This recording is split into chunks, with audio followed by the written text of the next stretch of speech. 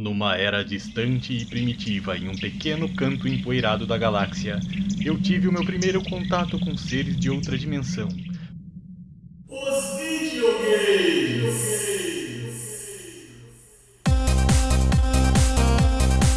Venha comigo em aventuras de volta no tempo e histórias sobre a minha vida com os videogames. Neste podcast chamado Hey! Você conhece o Mario? Here we go!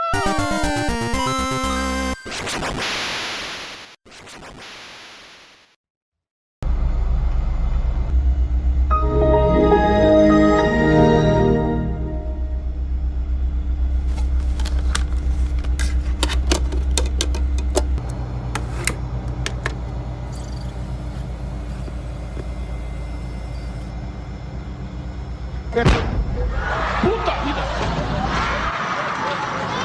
E agora pra desligar essa merda aí, meu? Bora, ligou! E agora desliga! Tá pegando fogo, bicho! Meu amigo, minha amiga, estamos começando mais um Você Conhece o Mario. E no episódio de hoje, eu quero te fazer uma única e simples pergunta. Teu PC roda Crysis? Essa pergunta, cara, ela infernizou os PC gamers de meados dos anos 2000, ali, 2010, né? Até adiante ali, viu, cara? Porque hoje a gente vai falar do jogo Crysis, cara. E o jogo Crysis, ele foi um jogo que, na minha humilde opinião, eu não sou, nunca fui, eu acho que talvez nunca serei um PC gamer, né? O PC, assim, eu sempre joguei PC, mas sempre foi uma plataforma secundária pra mim, assim, quando eu ia na casa de alguém e tinha um PC que rodava, né? Alguns jogos, sabe? Quando era criança, assim. Hoje em dia a molecada é tipo... quando é criança pequena, assim, chega pra você e pergunta: Ô tio, tem joguinho no teu celular, né? Nos anos 90 ali, começo dos anos 2000, era o tio, tem joguinho no teu PC, né? Posso jogar no teu computador? E a gente jogava muito Prince of Persia, né, cara? Eu me lembro de jogar quando era moleque Prince of Persia, no DOS, né, cara? Aquele primeiro ainda, que era feito com rotoscopia, difícil pra caramba, nunca conseguia chegar muito longe, né? Mas achava super legal a animação do personagem. Joguei muito Duke Nukem quando o Duke Nukem era 2D ainda, visão lateral, né? Joguinho de tiro com plataforma ali bem simplesinho. Joguei bastante Jazz, Jackrabbit, GTA 1, Doom, né? Joguei muito Doom também. Joguei o primeiro GTA, que na época, nossa, cara, eu lembro disso até hoje, assim. A gente tava na casa de algum amigo dos meus pais, assim, e aí minha mãe deve ter falado: ah, meu filho gosta bastante de videogame. E o cara falou: meu, eu tenho um jogo que você não pode nem jogar, assim, porque ele é proibido no Brasil, proibido em vários países, que se chama GTA, cara. E também tinha nessa época a polêmica do Carmageddon, né, cara, que era um GTA ali, mas em 3D, porque o GTA já foi em 2D, cara, pois é. Bom, mas não é sobre isso que eu quero falar hoje, né, cara. Eu quero falar sobre o jogo Crysis, mano.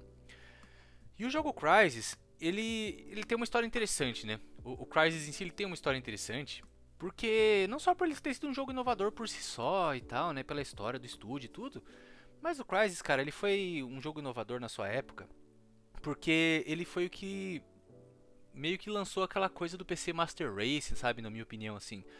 Que ele era um jogo tão graficamente avançado pra época, cara, que era impossível ele rodar num console, né? Ou pelo menos era o que a gente ouvia, né? Então quando ele saiu, o Xbox 360 e o PS3, né, ainda eram novidades, sabe? Ainda mais o PlayStation 3, ali tava mal com um ano de vida ainda, né? Os consoles da sétima geração.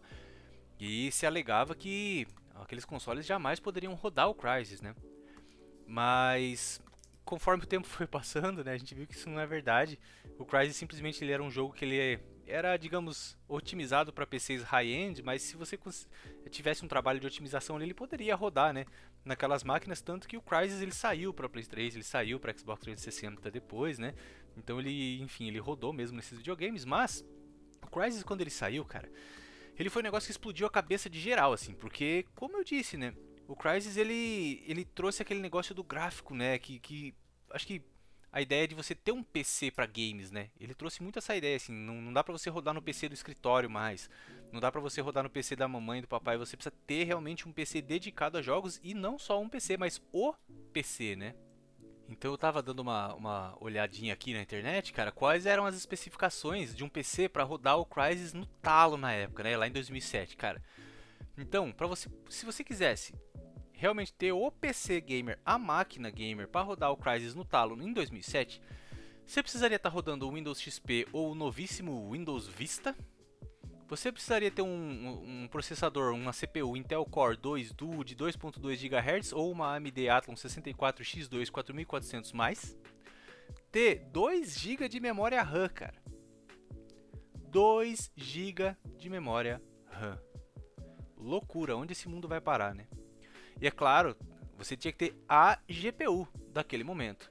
Você poderia escolher entre a Nvidia GeForce 8800 GTS 640 ou a ATI Radeon X 1800 Series com 512 MB de VRAM.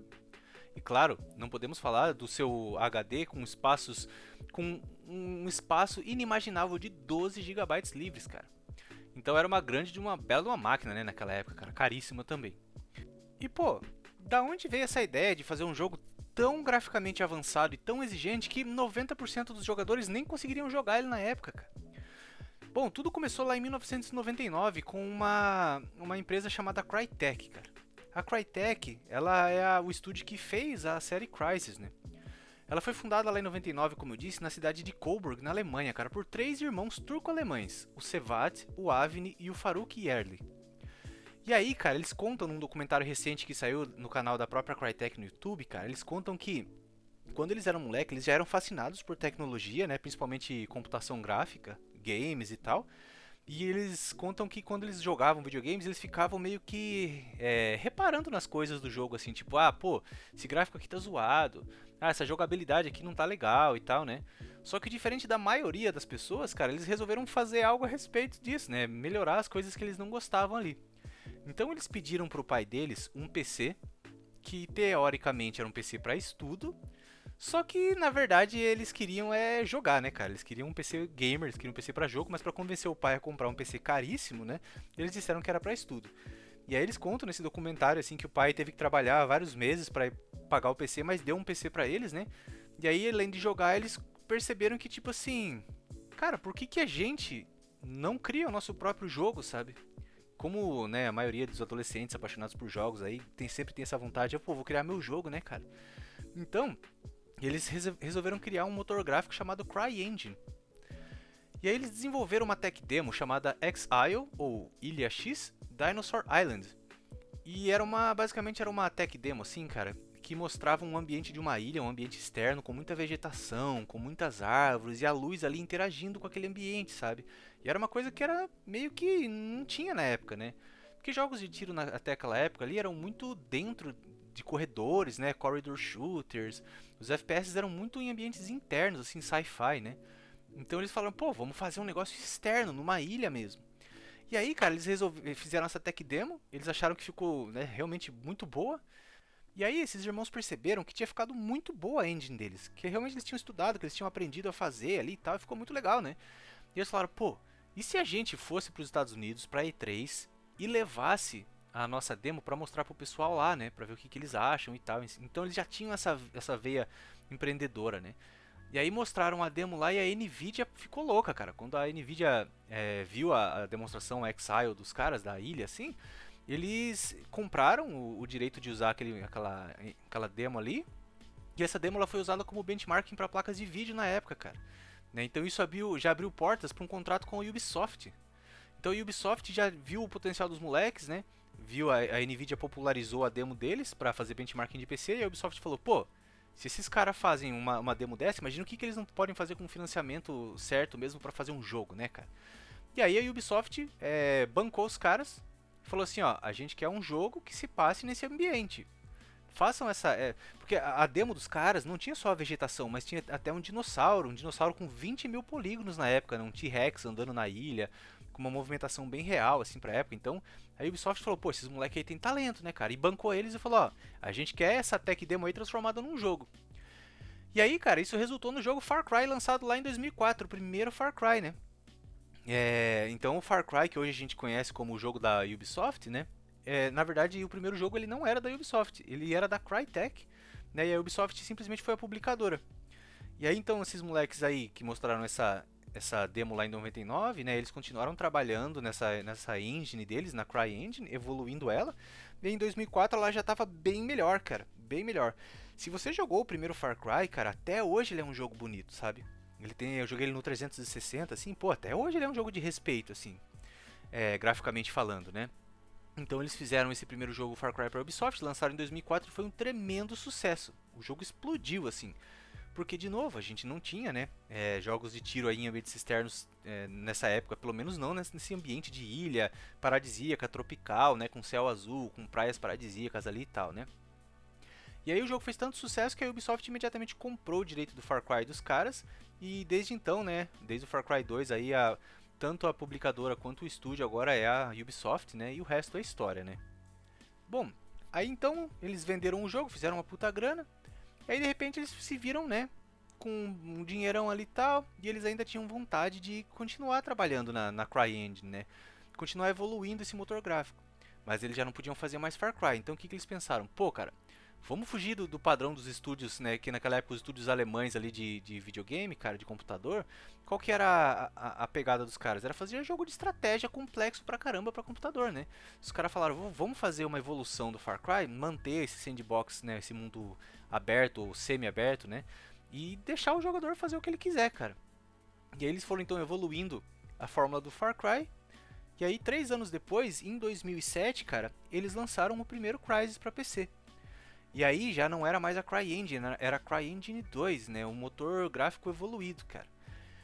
E olha, eu vou falar pra você, cara, hoje, em 2025, né, se você jogar o Crysis hoje, cara, ele ainda é um jogo muito bonito, né. E assim, você imagina isso na época, em 2007, cara, né? Então é surreal da gente parar pra pensar assim. Eu não joguei o Crysis 1 na época, né, o meu primeiro Crysis foi um Crysis 2, na verdade.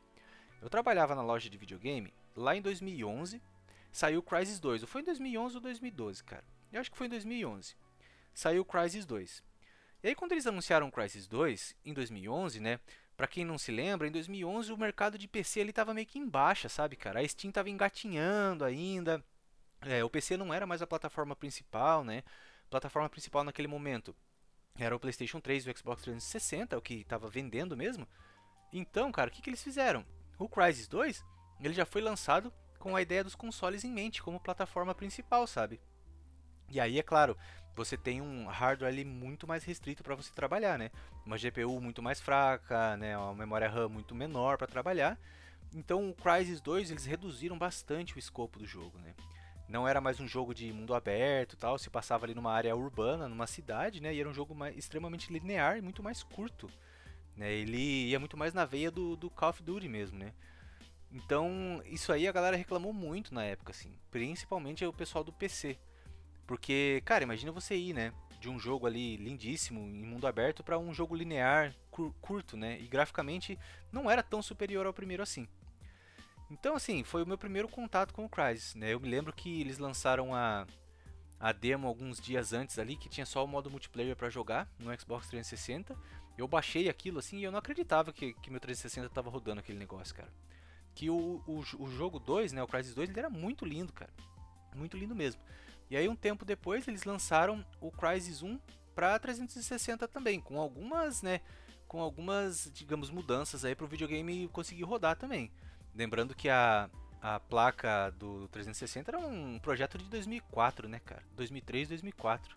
Então, o 360 ele sofria bastante para rodar o Crysis, mas eles fizeram algumas concessões, como menos vegetação, IA dos inimigos simplificada, né, coisas assim para o videogame rodar. Mas mesmo assim ainda era um jogo bonito no 360. E como eu não tinha PC naquela época, né, foi meu primeiro contato com o Crysis no console, sabe? Então eu joguei o 2, a demo, aí quando ele saiu eu comprei no lançamento, porque nessa época o jogo no lançamento era R$150, então dava pra comprar tranquilamente. Aí eu comprei ele, cara, e eu jogava muito online. Jogava muito online no Xbox 360, jogava e rejogava a campanha, gostava muito, né? Então quando saiu o 1 foi compra certa pra mim, assim. E o 1, cara, além das inovações gráficas, né, que ele trouxe na época, que era digamos que separava o pessoal dos PCs dos videogames, né? Porque quem tinha PC naquela época não tinha o jogo de PC assim. Foi o Crysis que justificou, digamos, pra muita gente você ter um PC gamer de verdade, pra você poder se gabar, né, cara? Falar, aí, ó, teu Play 3 nunca vai conseguir fazer isso aqui, cara. ele trouxe, cara, muita tecnologia que tava embrionária naquela época, sabe? E os caras puxaram essa tecnologia ao limite, assim. Por exemplo, o Subsurface Scattering, né, que é uma tecnologia que foi basicamente implantada no Crysis mesmo, cara. Que é uma tecnologia que simula como que a luz penetra e se espalha em materiais translúcidos, tipo nas folhas das árvores, na água, na pele dos personagens. Motion Blur. Motion Blur também, quando você virava a câmera rapidamente, ela dava aquela embaçada assim. Quando você mirava com uma arma, ela embaçava a parte que você não estava focando e deixava nítida só a parte que você focava com a arma, sabe? Hoje são coisas padrão, sim, mas quem implementou isso de uma forma magistral foi o Crysis, cara. Você tinha sistema de luz volumétrico, ou God Rays, né, cara? Que é aquelas luzes que passavam. Não sei se você já jogou Crysis, mas você vai saber do que eu tô falando, cara. E quando você andava de dia na ilha, assim, e olhava para cima, por entre as folhas, entre a vegetação, você via a luz do sol passando por entre a folhagem, refletindo na água. Não só isso, mas se você, por exemplo, assim, mergulhava na água, você via a luz do sol refletindo nas pedras no fundo ali da água, né? Então era uma coisa que a gente nunca tinha visto, cara, sabe? E já era impressionante no Far Cry, mas ficou muito mais impressionante no Crysis, sabe? Porque no Far Cry eles contam no documentário que eles imaginavam como seria uma ilha paradisíaca e aí eles modelaram o universo do Far Cry 1 baseado na imaginação deles, né? Como eles achavam que seria.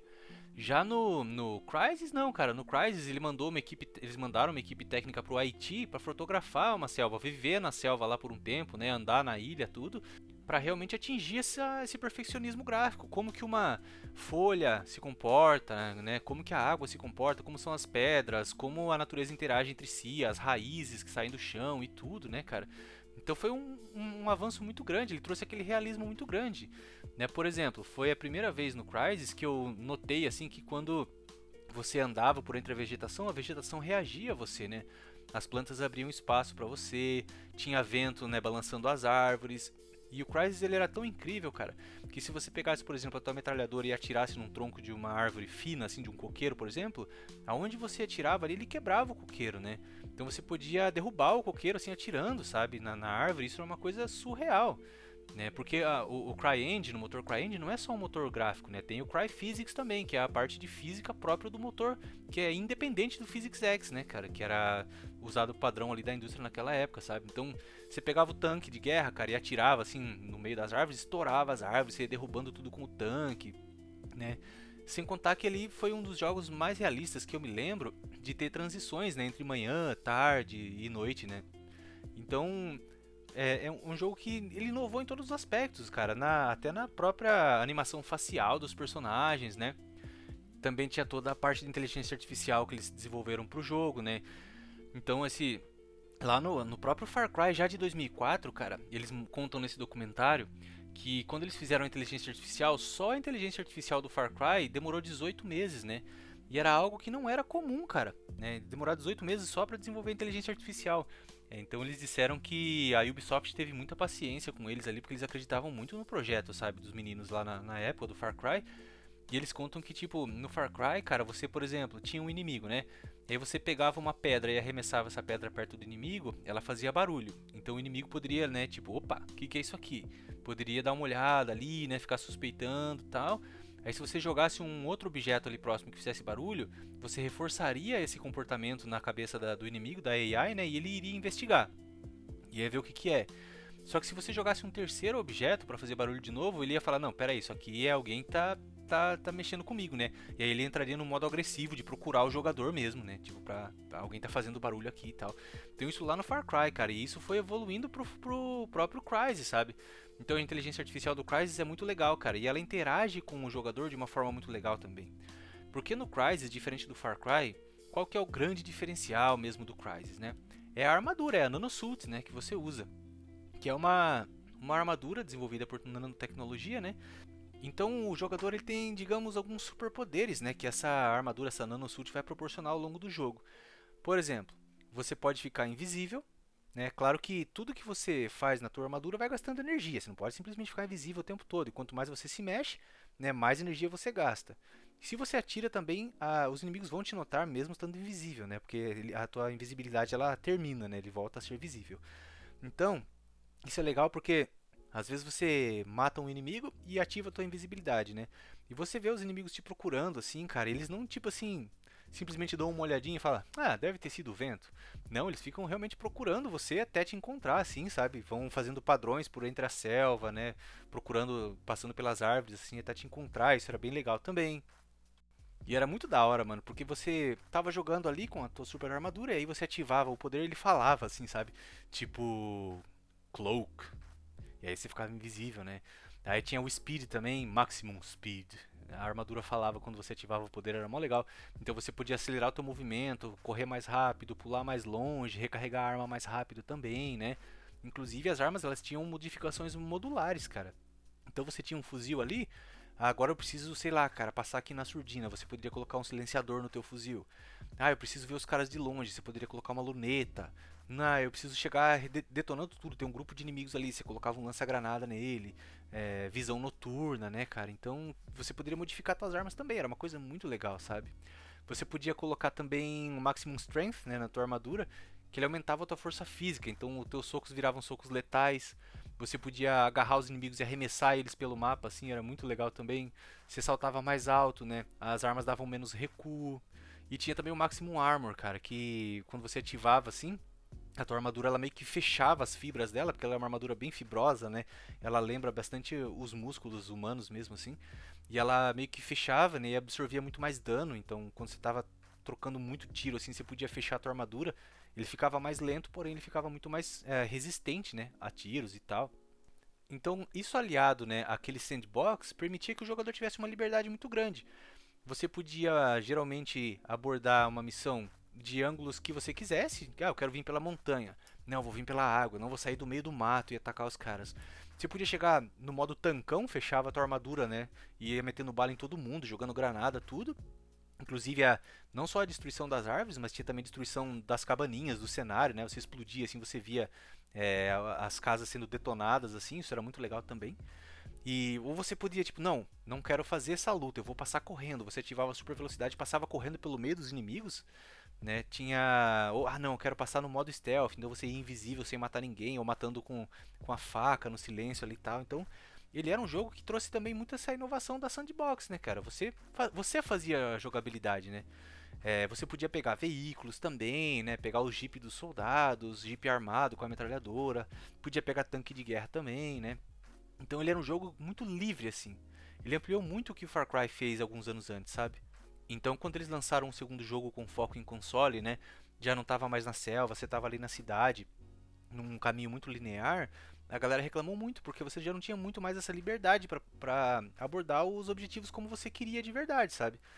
No próprio Crysis você tinha um binóculo que a armadura te provia, assim, que você podia marcar os inimigos de longe, fazer uma estratégia ali, né? Então no 2 já não tinha muito isso, cara. Era basicamente chegar e trocar tiro e seguindo aquele corredor, né? Linear de novo. E o 3 meio que ele tentou mesclar um pouco dos dois mundos, sabe? O Crysis 3 ele mescla um pouco ali, se passa muito mais no futuro, né? Então, tipo, meio que um futuro meio distópico ali. E aí você tá na selva, só que é a selva urbana, né, cara? Então, pensa que como se a Terra tivesse sido dominada por alienígenas, porque tem alienígenas nesse jogo. Então você tem aquelas cidades grandes ali, aquelas metrópoles tipo Nova York, assim, só que dominadas pela selva. Meio que na pegada do The Last of Us, sabe? Tipo aquilo, assim. Então tem partes no terceiro jogo, que você tá andando ali entre os prédios em ruínas e tal.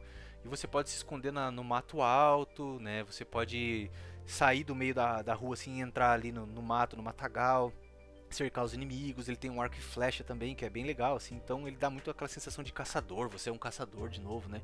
Que no 2 basicamente virou só um soldado Call of Duty mesmo. Bom, agora que eu já falei pra você dos alienígenas, né? Você deve estar se perguntando, pô, mas qual que é a história do Crysis, né? O que acontece no jogo? Então, eu tô tentando focar mais no primeiro jogo hoje, né? A gente pode falar também do segundo e do terceiro, mas vamos focar mais no primeirão hoje, cara. Então, o Crysis ele se passa em 2020, né? Que na época, lá em 2007, quando o jogo saiu, ainda era o futuro ali, né? Uma equipe de arqueólogos liderada por um cara chamado David Rosenthal, que é tipo um cientista, né? Eles fazem uma descoberta misteriosa numa ilha uma ilha fictícia, né? Chamada Linsham Island, no Pacífico, cara. E eles descobrem que alguma coisa que está enterrada sob a terra parece não ser desse mundo, sabe? Tipo um artefato que não parece ser feito pelos seres humanos, assim. Mas antes que eles consigam revelar assim, o que eles encontraram, cara, as forças norte-coreanas lideradas pelo general Kyong invadem a ilha e tomam os cientistas como reféns. Então dá meio a que entender ali que os coreanos eles estavam espionando, né, os norte-coreanos, e aí quando os caras acharam esse artefato alienígena, os coreanos invadem a ilha lá e sequestram os cientistas. E aí essa equipe de arqueólogos, né, era uma equipe americana, então a resposta dos Estados Unidos é rápida. Eles, em vez de eles enviarem um exército ali, né, pra ver o que tá acontecendo, eles enviam a Raptor Team. A Raptor Team, cara, é uma unidade de elite equipada com essas nanosuits aí que eu comentei lá atrás, que são essas super armaduras futuristas, né? São os trajes que concedem a força, a velocidade, a resistência, a camuflagem e tal, né?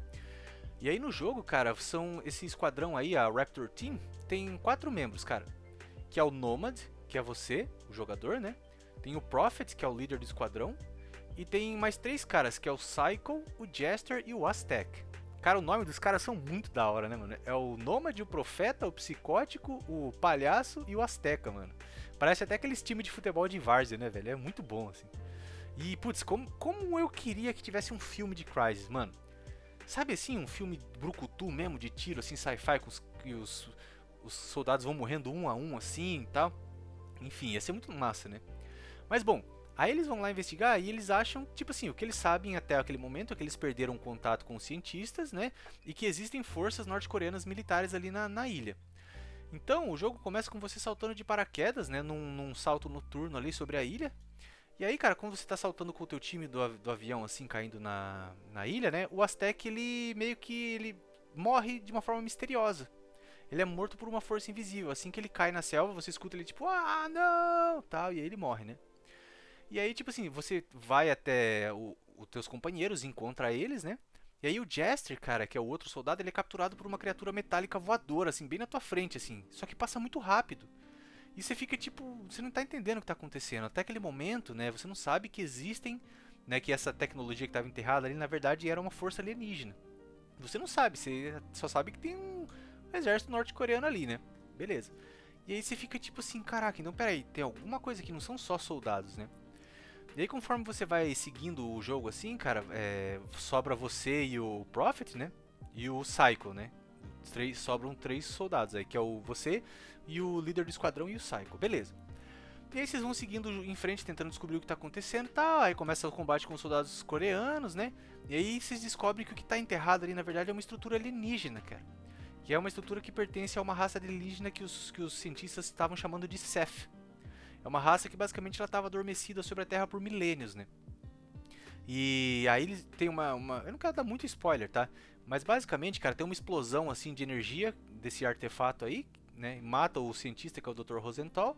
E o Nômade ele sobrevive, né? O teu jogador sobrevive graças a nanosuits, cara, que é essa roupa aí. E de repente, cara, é mó legal essa parte, porque você tá nessa ilha e no meio da ilha tem tipo como se fosse uma montanha, assim, um vulcão central ali bem alto, né? E aí, cara, os alienígenas eles despertam e essa montanha, cara, na verdade ela se desfaz, revelando uma nave alienígena gigantesca, cara, escondida ali. E aí o Nomad, que é o teu jogador, né, ele é capturado pelo comandante das forças norte-coreanas, que é o Kyong, né, só que aí começa a escapar os ET pra todo lado, assim, explosão, então nessas explosões você consegue escapar. Então, basicamente, cara, você tá combatendo 2 forças agora, você tá combatendo os norte-coreanos, você tá combatendo essa força alienígena nova, que é o Seth, né, que você não sabe o que tá acontecendo. E ao mesmo tempo, você tá tentando encontrar o teu líder do esquadrão, que é o Prophet, e o Psycho, que é o outro cara, que você não sabe se tá vivo ou se tá morto, sabe?